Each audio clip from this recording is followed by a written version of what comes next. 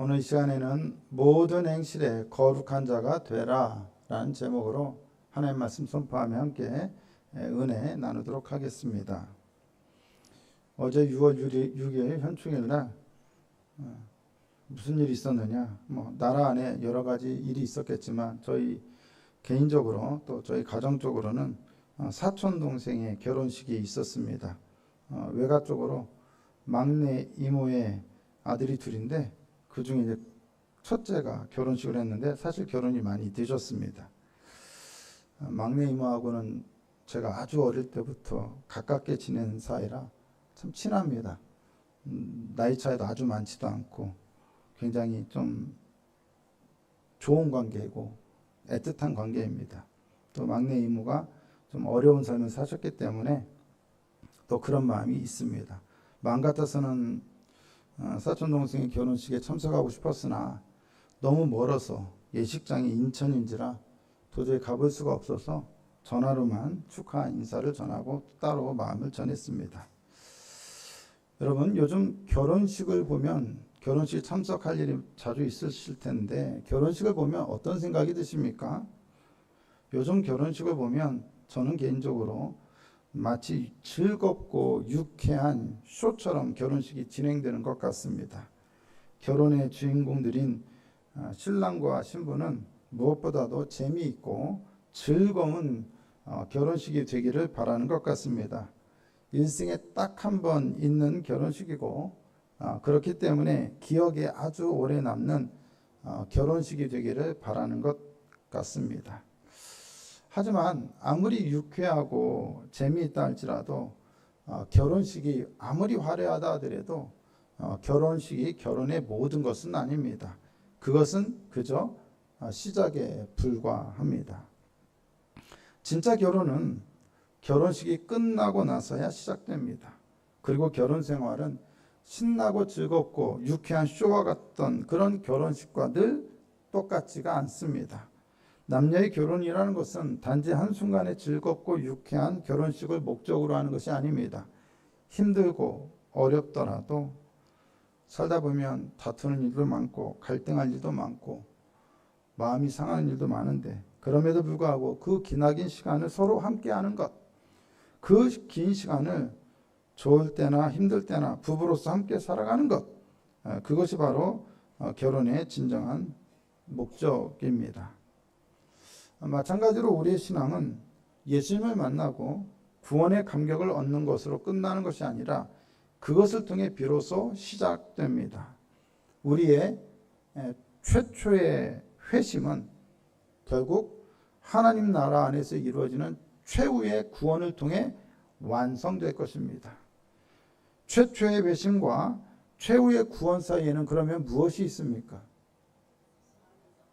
아무것도 없습니까? 텅 비어 있습니까? 아니죠. 그 사이에는 구원받은 자로서 살아가는 우리의 삶이 있습니다. 예수 믿고 구원받으면 그 즉시 천국으로 들려 올라가는 것이 아닙니다. 우리는 우리의 구원이 완성되기 전까지 아주 오랜 시간 구원받은 자로서 이 세상에서 살아가야 합니다. 출애굽한 이스라엘 백성들은 애굽에서 나오자마자 곧장 약속의 땅으로 들어간 것이 아니었습니다. 그들은 오랜 시간 광야에서의 삶을 살아야 했습니다. 그 긴 시간이 끝나고 나서야 비로소 약속의 땅으로 들어갈 수 있었습니다. 구원이란 예수 믿는 순간 완성되지 않습니다. 구원이 완성되기 전까지 우리는 기나긴 구원의 여정을 거쳐야만 합니다. 이스라엘 백성들은 애굽에서의 노예 생활을 거쳤고 출애굽한 이후에 광야의 40년을 거쳤고 그리고 나서야 약속의 땅이라는 이 기나긴 구원의 여정을 거쳤습니다. 출애굽, 애굽에서의 탈출을 다른 말로 하면 구원이라고도 할 수 있고 또 다른 말로 하면 대속이라고도 할 수 있습니다. 여러분, 대속이 무슨 뜻입니까? 대속이란 몸값을 지불하고 노예의 상태에서 해방시켜 주는 것입니다. 그게 대속입니다. 그러니까 하나님은 애굽에서 노예로 살던 이스라엘 백성들을 해방시키셨죠. 그들을 노예로부터 대속하신 겁니다. 그래서 하나님의 백성이 되게 하신 겁니다. 그래서 출애굽은 대속이라고도 할 수 있습니다. 하나님은 유월절 어린 양의 피를 통해 이스라엘 백성들을 구원하시고 그들을 애굽에서 나오게 하셨습니다. 신약 성경은 곳곳에서 예수 그리스도의 십자가와 부활을 통한 우리의 되속을 자주 이러한 출애굽 사건과 비유합니다. 오늘의 본문 역시 마찬가지입니다. 베드로전서 1장 18절과 19절 보면 너희가 알거니와 너희 조상이 물려준 헛된 행실에서 대속함을 받은 것은 출애굽에서의 대속을 의미하겠죠.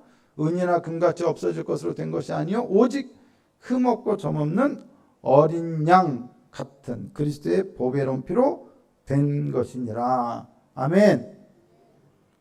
여러분 여기서 흠없고 점없는 어린 양 같은 그리스도의 보배로운 피가 나와요. 피가 나와요. 어린 양의 피. 출애굽 사건이 있기 전에 우리가 잘 알듯이 하나님은 애굽과 바로에게 10가지의 재앙을 내리셨습니다. 그리고 그 중에 10번째 재앙은 무엇이었습니까? 장자의 죽음이었습니다. 사람이고 짐승이 있고 가축이고 첫 번째 태어나는 것은 다 죽이겠다는 거예요. 이스라엘이고 애굽인이고 구별 없이 다 죽입니다. 그 땅에 있는 건 다 죽습니다. 하지만 하나님은 이스라엘 백성들만은 살리시기 위하여 뭐라 하셨습니까? 어린 양의 피를 어디에 바르면? 문설주와 임방, 즉 문에 바르면 이스라엘 백성들은 그 어린 양의 피를 바르면 어떻게 된다? 죽음을 면하게 된다라고 하셨습니다. 죽음의 재앙이 애굽 전역, 이집트 전역을 뒤덮고 있을 때 하나님은 어린 양의 피가 묻은 문은 보시고 어떻게 하셨어요? 그냥 지나가셨어요. 그냥 지나가셨어요. 영어로 말하면 패스 오버예요. 패스 오버. 한자로 말하면 뭐예요? 유월이에요. 유자가 무슨 유자냐? 지나갈 유. 월자는 뭡니까? 건너갈 월. 그냥 지나 건너갔다는 거예요. 패스 오버했다는 거예요. 그래서 그날을 뭐라고 불러요? 유월절이라고 부릅니다. 어린 양의 피가 묻어 있었기 때문에 그 문에 살아난 거예요. 장자들의 죽음으로 애굽 전역이 슬픔과 곡소리로 가득할 때 이스라엘 백성들은 비로소 애굽에서 해방되었습니다. 유월절 그방 이스라엘 백성들의 문을 구별하기 위해 희생되어야 했던 어린 양의 피로 인해 이스라엘은 대속을 받게 된 것입니다. 그런데 이제 진정한 유월절 어린 양, 흠없고 점없는 어린 양이신 예수 그리스도의 보배로운 피를 통해 새로운 출애굽, 즉 이전에는 애굽과 바로로부터 해방이라면 이제는 죄와 사망과 저주로부터의 해방과 대속이 이루어졌다라고 사도 베드로는 선언합니다. 그런데 여기에서 우리가 주목해서 보아야 할 점이 있습니다. 사도 베드로는 우리가 대속받았다는 얘기를 하면서 우리가 무엇으로부터 대속받았다라고 말하고 있습니까? 베드로전서 1장 18절 보면 무엇으로부터요? 너희 조상이 물려준 헛된 행실에서 대속받았다라고 했어요. 과거 이스라엘 백성들은 어디로부터 대속받았어요? 애굽으로부터 대속받았어요. 근데 지금은 무엇으로부터요? 너희 조상이 물려준 헛된 행실로부터 대속함을 받았다라는 거예요. 그러면 지금 예수님의 피로 대속받아야 할 사람들은 무엇으로부터? 그들의 영적인 애굽인 헛된 행실로부터 대속받아야 한다는 거예요. 달리 말하면 과거 이스라엘 백성들이 애굽으로부터 대속받아야 했다면 지금의 그리스도인들은 무엇으로부터? 헛된 행실로부터 대속받아야 한다. 그 얘기는 곧 지금 이 그리스도인들이 탈출해야 할 영적인 애굽은 뭐다? 다름 아닌 조상들이 물려준 헛된 행실이다. 헛된 행실로부터의 해방, 헛된 행실로부터의 대속이 필요하다. 그리고 그 일을 이루셨다라는 것입니다. 그것은 결국 무엇을 말하냐? 우리 그리스도인들은 헛된 행실로부터 대속받았으니까 더 이상 그 헛된 행실의 종으로 노예로 살아서는 안 된다는 얘기입니다. 그것은 무엇을 말합니까? 헛된 행실이 아닌 다른 행실의 삶을, 전혀 다른 삶을 살아야 한다는 것입니다. 그래서 베드로 사도는 이렇게 명령을 합니다. 베드로전서 1장 14절과 15절에 뭐라고 말합니까? 전에 알지 못할 때 따르던 너희 사역을 본받지 말고 너희를 부르신 거룩한 이처럼 너희도 모든 행실에 거룩한 자가 되라. 아멘. 따라해 보겠습니다. 모든 행실에 거룩한 자가 되라. 우리는 대속하면 죄로부터의 대속, 죽음으로부터의 대속, 심판과 저주로부터의 대속만 생각합니다. 하지만 그것이 전부가 아닙니다. 우리가 진정으로 대속받았다면 우리는 전에 알지 못할 때에 따르던 사욕으로부터도 대속되어야 하고 전에 조상이 물려주었던 모든 헛된 행실로부터도 대속받아야 합니다. 무엇을 말합니까? 진정으로 대속받은 자는 무엇이 변화되어야 한다? 행실이 변화되어야만 한다. 여러분, 예수 믿기 전과 예수 믿은 후에 혹은 은혜를 받기 전과 은혜를 받은 후에 여러분의 행실에 분명한 변화가 있습니까? 변화가 있습니까? 여러분의 성품에 변화가 있습니까? 여러분의 삶의 모습에 변화가 있습니까? 왜 자신 있게 예라고 대답 못합니까? 변화가 되었습니까? 변화가 있습니까? 여전히 왜 예라고 대답을 못합니까? 변화되어야 합니다. 그래서 사도 베드로는 모든 행실에 거룩한 자가 되라고 명령하고 있는 것입니다. 그것은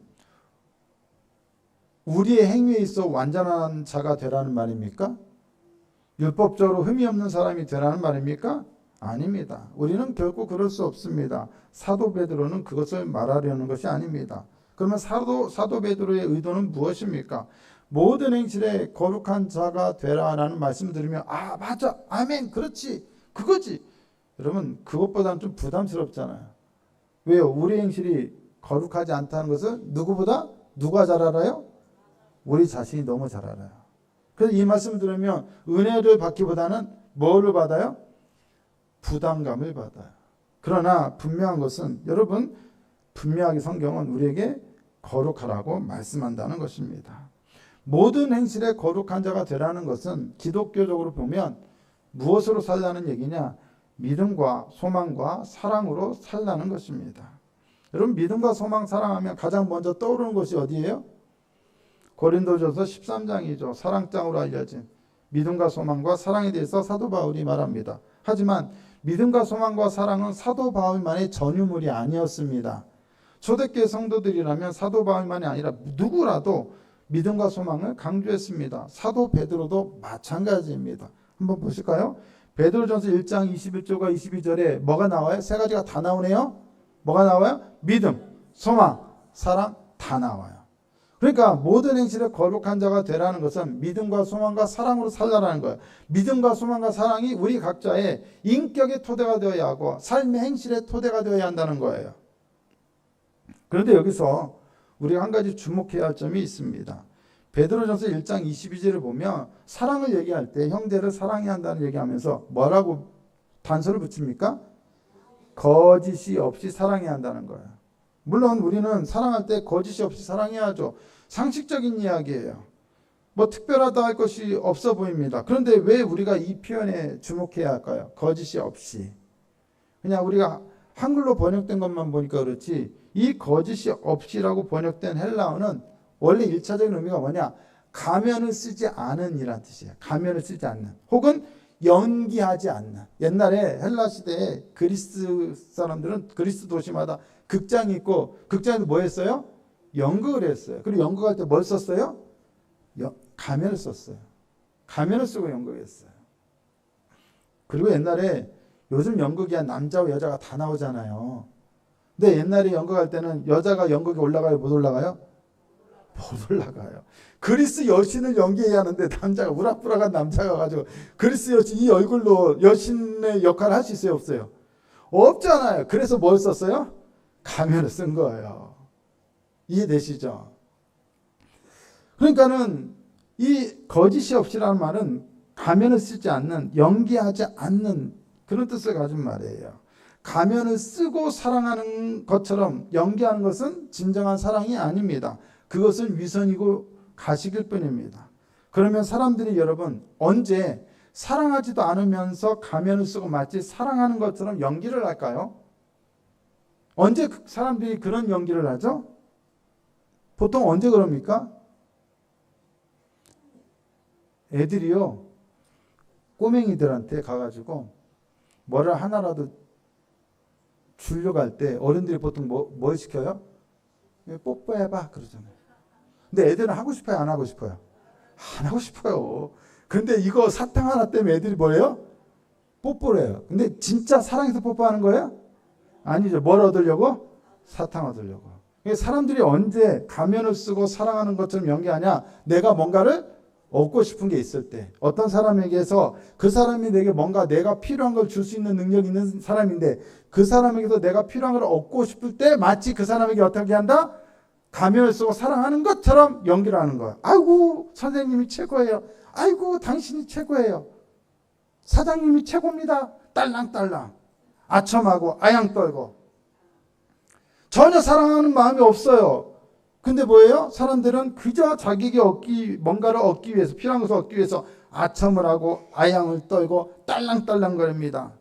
그게 뭐예요? 가면을 쓰고 연기하는 거예요. 그러면서 사실은 가면을 쓰고 연기하면서 마치 대단한 사랑을 하는 것처럼 사랑으로 포장을 합니다. 도대체 바울은 무엇을 염두에 두고 이 표현을 사용했을까요? 거짓이 없이, 가면을 쓰지 않는, 연기하지 않는. 당시 로마 제국에는 사회를 움직이는 로마만의 독특한 사회적 시스템이 있었는데 바로 후원, 의존 체제라는 시스템입니다. 후원, 의존입니다. 누군가는 후원을 하고 누군가는 후원한 사람에게 의존하는 거예요. 영어로는 페이트론 클라이언트라고 합니다. 클라이언트는 말을 우리가 많이 들어봤죠. 사회적으로 부와 권력을 가진 지위가 높은 사람은 당연히 후원자가 되고, 반대로 지위가 낮고 가진 것이 없는 사람, 가난한 사람들은 의존자가 됩니다. 의존자는 자신을 후원하는 후원자에 기대어 살아갑니다. 후원자가 베풀어 주는 것을 통해서 생계를 유지합니다. 후원자는 필요하다고 싶으면 자신이 후원하는 사람에게 매일 아침 식량을 제공하기도 하고 돈을 제공할 뿐만 아니라 자신을 따르는 이 의존자가 재판을 받을 때가 있으면 자기가 변호사가 되어주기도 하거나 아니면 권력을 이용해서 법적, 정치적 보호자가 되어주기도 했습니다. 또한 다양한 사회적 인맥을 통해서 자신을 따르는 이 의존자가 일할 수 있는 일자리도 마련해 주기도 했습니다. 반면 의존자는 그럼 어떻게 해야 돼요? 자기에게 필요한 게 그로부터 나오니까 그 사람에게 잘 보여야 하잖아요. 그래서 매일 아침 자신의 후원자를 찾아가서 매일 아침 집으로 가서 문안을 드립니다. 그리고 이 문안을 드리는 것은 뭐냐? 이 후원자의 명예를 높이는 거예요. 매일 아침마다 이 후원자의 집에는 그 후원자에 기대어 살아가는 의존자들이 아침마다 문안하러 인사하러 옵니다. 그러면 문안하러 인사오는 사람이 얼마나 많은 사람이 모이는지가 그 사람의 사회적 지위와 영향력을 보여주는 증표예요. 많이 모일수록 많은 사람들이 와서 문안 인사를 할수록 이 후원자는 어떻게 돼요? 상당히 영향력 있는 사람, 대단한 사람으로 사람들이 평가를 해요. 후원자 같은 경우는 지위가 높은 사람은 공직에 선출할 기회가 있어요. 그럴 땐 선거를 하는데 이때 이 후원자의 선거운동을 누가 대신해줘요? 그를 따르는 의존자들이 막 선거운동을 하고 사람들 모아서 저 사람에게 표를 던져주세요 요구를 해요. 자기의 표도 던져줍니다. 결국 이렇게 후원자와 의존자는 서로의 필요에 의해서 주고받는 관계를 유지합니다. 하지만 이러한 후원 의존 관계에서 행해지는 호의와 사랑은 철저히 가면을 쓴 사회적인 연기였습니다.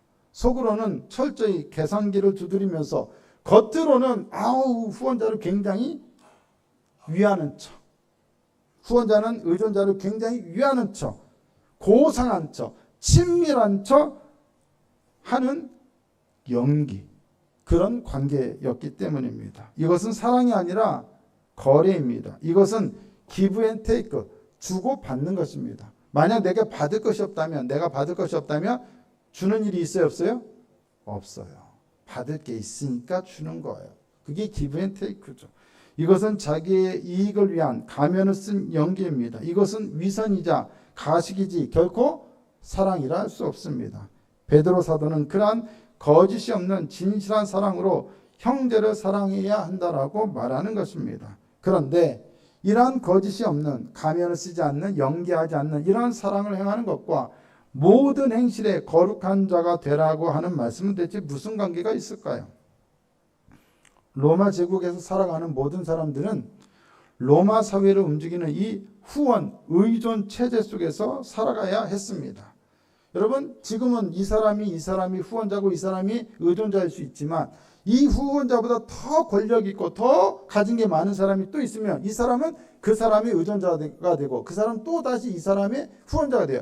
그리고 이렇게 계속 사회적 시스템 속에서 이 피라미드 정점을 올라가면 그 최고 정점에는 누가 있습니까? 로마의 황제가 있죠.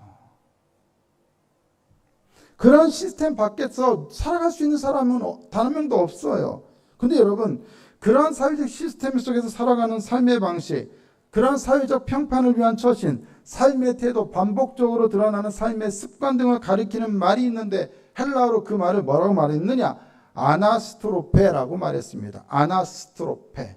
이 아나스트로페는 후원, 의존 체제 속에서 사람들이 행하며 살아가는 모든 행실을 가리키는 표현이에요.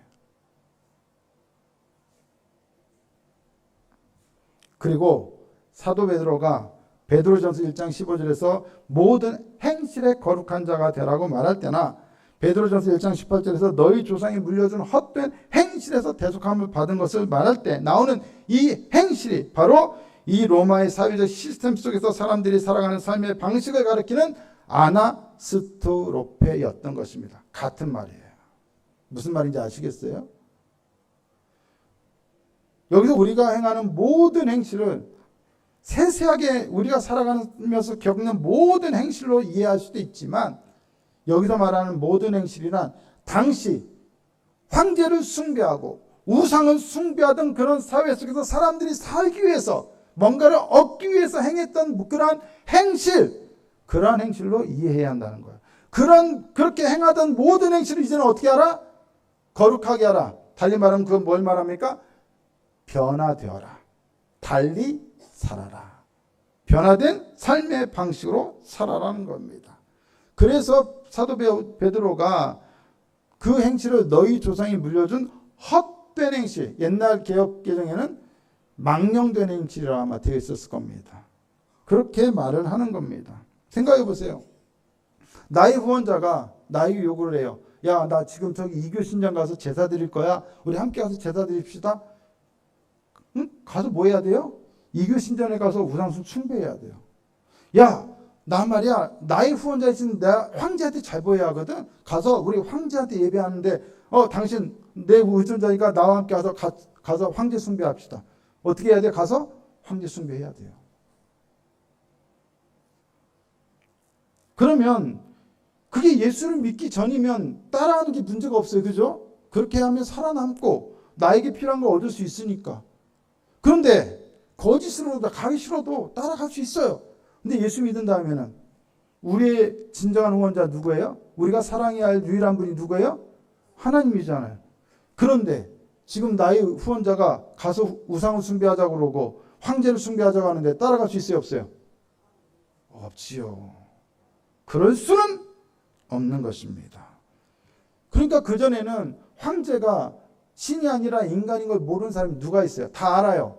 다 알지만 황제한테 떨어질 게 있으니까, 나한테 떨어질 게 많으니까 황제가 신이라고 숭배하는 거예요. 하지만 그전에는 그렇게 가면을 쓰고 연기할 수 있었지만 이제 예수를 믿고 난 다음에는 그럴 수 있어요? 없어요? 없는 거죠. 행실이 어떻게 돼야 돼요? 달라져야 돼요.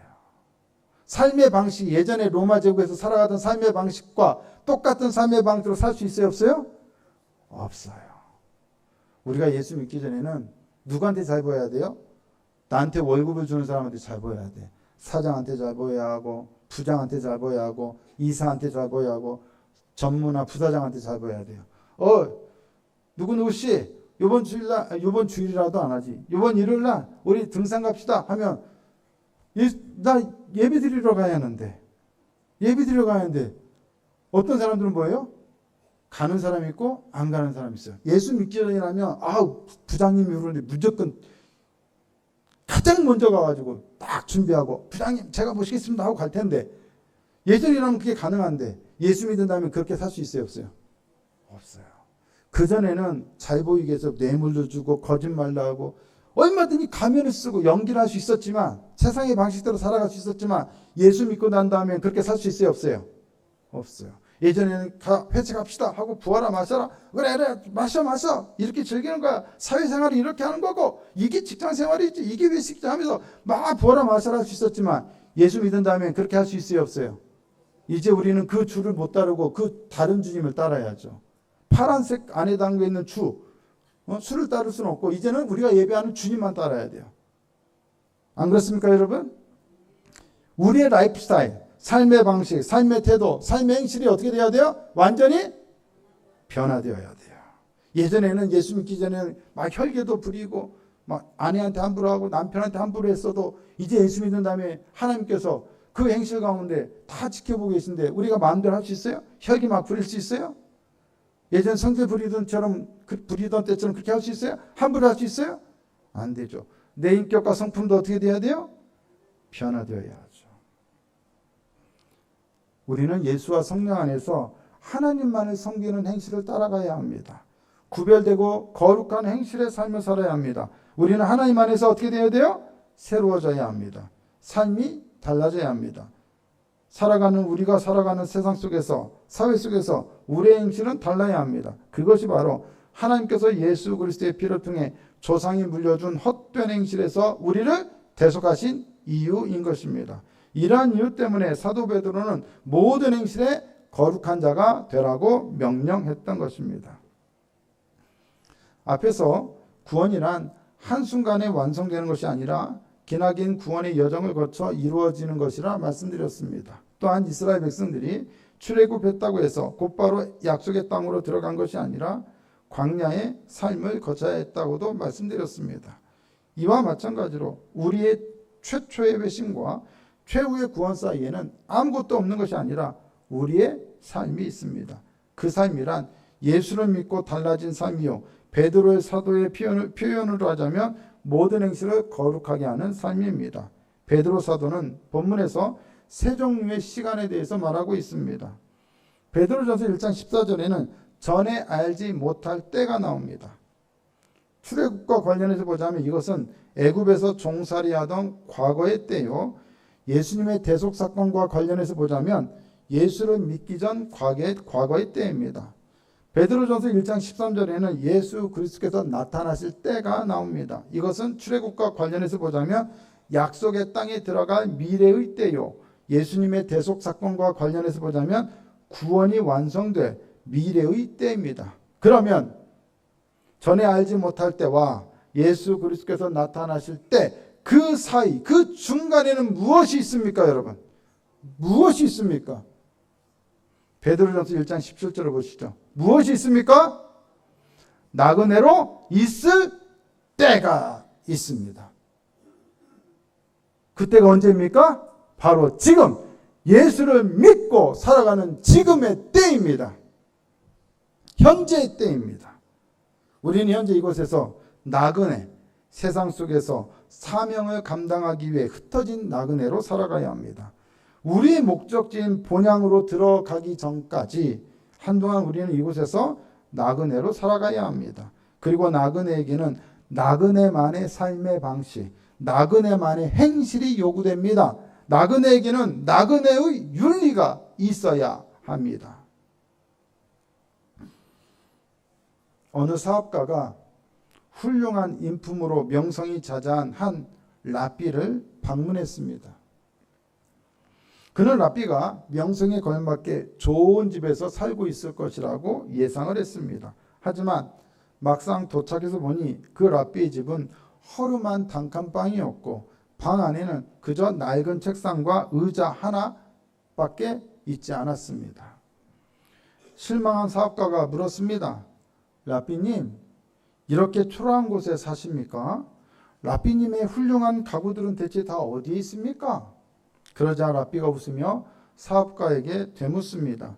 선생님, 그러면 선생님의 그 가구와 짐들은 다 어디에 있습니까? 그러자 사업가는 어이없다는 듯 웃으며 대답합니다. 그야 저는 지금 여행 중이니까 이곳에 가구가 있을 리가 없죠. 제 모든 좋은 가구들은 다 저의 집에 다 있습니다. 그러자 라삐가 또 대답합니다. 저도 마찬가지입니다. 저 또한 이 세상은 잠시 여행하다 머무는 여관에 불과합니다. 제 영혼의 진짜 좋은 가구들은 모두 진정한 나의 집인 저 영원한 하늘나라에 다 준비되어 있습니다. 이것이 바로 나그네 윤리입니다. 이것이 바로 나그네로서 이 땅을 살면서 우리가 추구해야 할 삶의 방식, 모든 행실에 거룩한 자가 되는 삶의 방식입니다. 여러분, 아무것도 소유하지 말고 살라는 그런 뜻이 아닙니다. 필요한 것은 가지고 살아야죠. 무엇을 말하냐? 우리가 살아가는 지금의 이 땅, 이 세상이 마치 우리의 본향인 것처럼 살지 말고 우리가 가야 할 하나님의 나라가 우리의 본향인 것처럼 생각하며 살아가야 한다는 것입니다.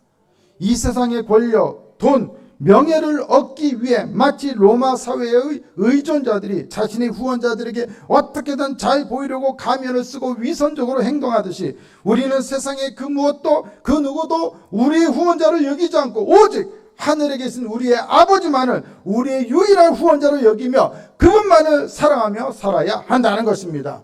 이것이 바로 나그네의 윤리요, 나그네의 삶의 방식입니다. 예수 믿기 전에는 주일날 일해야지, 돈을 벌어야지, 장사해야지, 그냥 돈 버는 것, 그게 최고의 가치였지만 예수 믿은 다음에 뭐예요?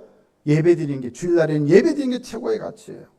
그게 나의 삶의 방식이에요. 예전엔 사람들 인맥을 동원하고 내가 가진 걸 동원하고 뭔가 이루려고 했지만 이제는 무엇으로 해요? 하나님께 엎드려 기도하는 것으로, 나의 후원자이신 하나님께 엎드려 간구하면 나의 후원자이신 그분이 나에게 필요한 걸 다 공급하신다는 걸 믿기 때문에 그분에게 기도하는 삶의 방식이 이제는 나의 삶의 방식이 되는 겁니다.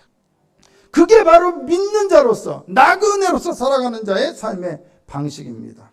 예전에는 물질을 소유하고 물질을 축적하고 통장에 잔고 쌓이는 것만을 기쁨으로 누렸다면 이제는 예수 믿고 난다면은 무엇을 위해서 물질을 사용합니까? 내 입에만 들어갈 것을 위해 사용하지 않고 가난한 자들, 어려운 자들, 궁핍한 자들 돕고 하나님 나라와 교회를 위해서 마음껏 하나님께 드리는 것으로 나의 물질을 사용합니다. 예전은 내 육신의 즐거움만을 위해서 술을 마시고 담배를 피우고 세상에다 뭐 이것저것 다 살았지만 이제는 내 몸을 가지고 하나님의 영광과 뜻을 위해 살아갑니다. 이게 바로 나그네 삶의 윤리입니다. 나그네 삶의 방식, 새로운 변화된 아나스트로페입니다. 행실이 변화된 겁니다. 바로 이러한 믿음으로부터, 이러한 소망으로부터, 이러한 사랑으로부터 우리의 달라진 삶의 행실이 나옵니다. 모든 행실에 거룩한 자가 되는 삶의 방식을 살아가게 되는 것입니다. 우리를 구원하시는 하나님의 은혜는 조건이 없습니다. 우리는 어떤 조건이나 자격을 갖추어서 구원받은 것이 아닙니다. 무조건적인 선물, 즉 은혜로, 오직 은혜로 우리는 구원을 받습니다. 하지만 성도 여러분, 은혜가 무조건적이라고 해서 요구가 없는 것은 아닙니다. 구원받은 자에게는 반드시 하나님께서 요구하시는 것이 있습니다. 바로 무엇을 요구하십니까? 거룩을 요구하십니다. 변화된 삶을 요구하십니다. 우리의 달라진 삶의 모습을 요구하십니다. 애굽에서 이스라엘 백성들을 해방하신 후 하나님은 그들을 시내산으로 인도하셨습니다. 그리고 시내산에서 하나님은 그들과 언약을 맺으시고 그들에게 십계명을 비롯한 언약의 말씀을 주셨습니다. 그때 이스라엘 백성들이 받았던 말씀 중에 레위기가 포함되어 있습니다. 그리고 레위기는 이스라엘 백성들에게 무엇을 요구하냐? 이것을 요구합니다. 레위기 11장 44절 45절입니다. 다 읽을 필요 없고 마지막만 한번 읽어볼까요? 시작! 내가 거룩하니 너희도 거룩할지어다. 아멘. 하나님은 그들을 조건 없이 은혜로 그들을 애굽에서 대속하셨지만 아무런 요구를 하지 않은 것이 아니라 무엇을 요구하셨습니까? 내가 거룩하니 너희도 거룩하라고 요구하셨어요. 명령하셨어요. 은혜 받은 자는 무조건적으로 구원받지만 아무런 요구가 없는 것은 아니라는 것을 기억하셔야 돼요. 거듭난 자들에게는 하나님께서 거룩하라고 요구하십니다. 하지만 많은 그리스도인들은 이 요구 앞에서, 이 말씀 앞에서 뒤로 물러서려고 합니다. 왜 그럴까요? 거룩하라는 요구가 주어지는 것은 맞지만, 합당하지만 도무지 자신은 거룩하게 살 자신이 없는 겁니다. 맞습니다. 우리의 힘만으로는 결코 우리는 거룩하게 살 수 없습니다. 그렇다면 우리는 어떻게 거룩한 삶을 살 수 있을까요? 베드로전서 1장 23절에 이렇게 말씀합니다. 함께 읽어보실까요? 베드로전서 1장 23절 시작. 너희가 거듭난 것은 썩어질 씨로 된 것이 아니요 썩지 아니할 씨로 된 것이니 살아있고 항상 있는 하나님의 말씀으로 되었느니라. 우리가 거듭난 것은 항상 있는 하나님의 말씀을 통해서입니다. 하나님은 모세에게 말씀하셨고 그들을 진짜 그 말씀대로 애굽에서 대속하셨습니다. 하지만 약속의 땅에서 그들은 하나님께 거역하고 결국 심판을 받아 그 땅에서 쫓겨나고 세상 곳곳으로 흩어졌습니다. 그러나 그것이 끝이 아니었습니다. 하나님은 그들을 위해 또다시 새로운 일을 시작하기 원하셨습니다. 바로 새로운 출애굽이었습니다. 이사야 선지자가 일어나서 하나님께서 그들을 위해 다시 행하실 이 새로운 출애굽에 대해서 선포합니다. 그때 선포했던 말씀 중 하나가 이사야 40장 6절에서 8절이고 그 말씀이 바로 오늘 본문 베드로전서 1장 24절에서 25절에 인용되고 있습니다. 베드로전서 1장 24절 25절 함께 읽어봅니다. 시작. 그러므로 모든 육체는 풀과 같고 그 모든 영광은 풀의 꽃과 같으니 풀은 마르고 꽃은 떨어지되 오직 주의 말씀은 세세토록 있도다 하였으니 너희에게 전한 복음 곧 이 말씀이니라. 아멘. 하나님의 말씀이 선포될 때 광야 같은 고난 속에 있던 이스라엘 백성들 안에는 늘 새로운 역사가, 새로운 창조가, 새로운 출애굽의 역사가 일어났습니다. 그러한 새로운 역사가 거룩함에 대한 요구 앞에서 고민하고 물러서는 우리들에게 또다시 일어나게 될 것이라고 베드로 사도는 선언하고 있습니다. 모든 행실에 거룩하라는 하나님의 명령 앞에서 자신의 한계를 직면하고 좌절하는 것은 거듭난 그리스도인이 겪는 매우 정상적이고 필수적인 영적인 과정입니다. 그런 그리스도인들을 위해 베드로 사도가 이사야서 40장 6절에서 8절을 인용한 이유는 거룩을 요구하면서 동시에 그 거룩을 이루어낼 능력이 과연 누구에게 있는가에 대한 답을 명확하게 제시해 주기 위해서입니다. 모든 육체는 무엇과 같다? 풀과 같습니다. 아무리 내가 대단한 결심을 하고 인간의 육체적인 의지를 가지고 내가 거룩하게 살아봐야지, 변화된 삶을 살아봐야지 해도 그 모든 나의 의지와 결단은 뜨거운 태양 아래에서 바싹 말라버리는 풀과 같다는 것입니다. 우리의 결심과 의지만으로는 모든 행실에 거룩한 삶을 살 수 있다 없다? 없습니다. 그런데도 하나님께서 우리에게 거룩을 요구하시는 이유는 우리의 거듭남이 그랬듯 우리의 거룩함도 우리 안에 심겨진 썩지 아니할 씨, 즉 세세토록 영원한 하나님의 말씀으로 가능하기 때문입니다. 거룩할 자신이 없어 뒤로 물러서는 그리스도인들은 역설적으로 자신의 무능함을 가장 정확하게 깨달은 사람입니다. 자신이 마르고 떨어지는 풀과 꽃과 같다는 것을 진실하게 깨달은 사람인 것입니다. 하나님은 바로 그 지점에서 시작하라고 우리에게 말씀하십니다. 내 힘으로는 안 됩니다 라는 우리의 고백은 우리의 패배선으로 끝나서는 안 되고 반드시 복음에 대한 전적인 의존으로 나아가는 출발점이 되어야 합니다. 하나님을 나의 유일한 후원자가 되고 나는 그분의 의존자가 되어야게 됐다는 결단과 출발점이 되어야 합니다. 베드로 사도가 우리에게 모든 행실에 거룩한 자가 되라고 요구하는 것은 도덕적인 완벽주의를 향한 뼈를 깎는 수련을 감행하라는 말이 아닙니다. 그것은 나를 구원한 그리스도의 보배로운 피와 내 안에 심겨진 영원한 복음의 말씀이 나의 연약한 풀과 같은 육체보다 훨씬 더 강력하다는 것을 매일매일 신뢰하며 생명의 발걸음으로 걸어가라는 요구인 것입니다. 나의 진정한 구원자를 세상에서 하나님으로 바꿨기 때문에 이제 더 이상 우리는 이 세상의 눈치를 보며 살지 말고 하나님만을 의지하고 또한 하나님 나라를 나의 진짜 집으로 생각하며 살아가는 그런 자의 삶의 방식으로 살아야 합니다. 우리는 언제나 전적으로 하나님의 은혜로만 살 수 있습니다. 은혜로만 변화될 수 있습니다. 거듭남도, 우리의 세속도, 그리고 새로운 삶으로의 변화도, 우리의 거룩함도 오직 하나님의 은혜, 하나님의 능력의 말씀으로만 가능합니다.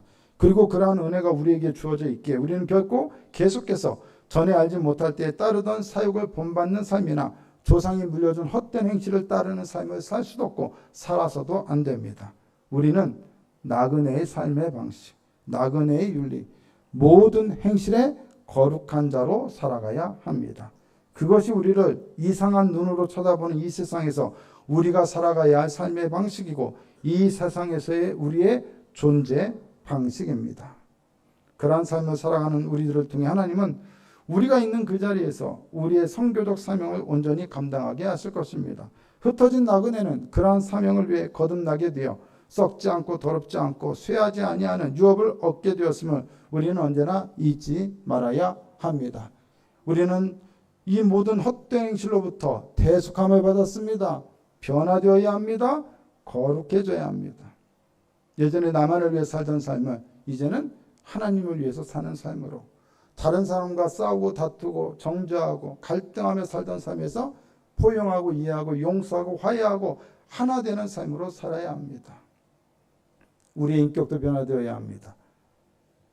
세상 속에 살아가는 우리의 삶의 방식도 변화되어야 합니다. 사랑하는 성도 여러분, 그럼에도 불구하고 우리는 오늘 이 주일날 맞지 그래야지 결단하고 갑니다. 하지만 일주일을 살다 보면 또 그 의지가 꺾이고 역시 나는 안 돼 하고 또 실패자의 마음으로 다시 다음 주일날 올 겁니다. 하지만 그때 또다시 하나님은 살아있는 말씀을 또다시 선포할 겁니다. 그리고 다시 힘을 얻어 세상에 나가 살게 하실 것입니다.